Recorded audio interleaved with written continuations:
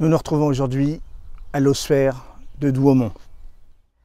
La nécropole de Douaumont est faite en deux parties. La première, le cimetière qui est derrière moi, qui comporte plus de 16 000 tombes. Et de l'autre côté se trouve l'ossuaire que tout le monde connaît. Le cimetière regroupe 16 142 tombes, dont 592 de frères d'armes de confession musulmane qui reposent ici. Il y a également deux mémoriaux qui sont consacrés, l'un aux soldats juifs morts pour la France, un autre aux soldats musulmans, eux aussi tombés pour la patrie. L'ossuaire à proprement parler est un immeuble qui fait à peu près 130 mètres de long.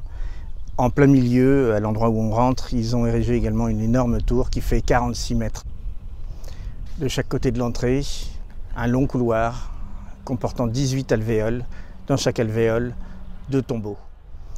Les tombeaux sont en granit rouge et à chaque extrémité de l'aile gauche et droite se trouvent 5 tombeaux supplémentaires. Alors en fait on dit un ossuaire tout simplement parce que sous chaque tombeau se trouve en fait une fosse commune d'environ 13 mètres cubes, sachant qu'à chaque extrémité se trouvent d'autres fosses communes beaucoup plus grosses d'environ 140 mètres cubes, dans lesquelles reposent les corps, enfin du moins les restes en fait, de tous les soldats, français ou allemands du reste, morts sur le champ d'honneur. Au total, ce sont les restes de 130 000 soldats, encore une fois français ou allemands, qui reposent ici, à l'ossuaire de Douaumont. À titre personnel, je suis assez ému de voir que des soldats, quelle que soit leur confession, juifs, musulmans, chrétiens, athées, reposent tous au même endroit. Alors certes, il n'y a que des Français derrière moi. En revanche, de l'autre côté, Français et Allemands sont ensemble.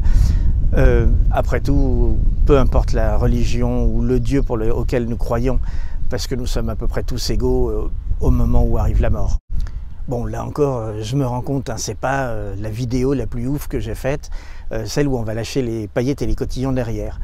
Mais pour la même raison que la vidéo précédente sur le soldat inconnu, ça me paraissait important voilà, de réveiller le souvenir qui est en nous du sacrifice qu'ont fait tous ces gens-là pour nous alors qu'ils n'avaient rien demandé et qu'ils auraient préféré, je pense, largement rester chez eux avec leur père, leur mère, leurs frères, leurs sœurs, leurs cousins, leurs oncles, peu importe, plutôt que de venir ici et de mourir dans la peur. Voilà, il va être temps de se quitter. Je vous remercie d'avoir écouté cette vidéo. Si elle vous a plu, comme d'habitude, lâchez un pouce bleu, abonnez-vous à la chaîne si ce n'est pas encore fait.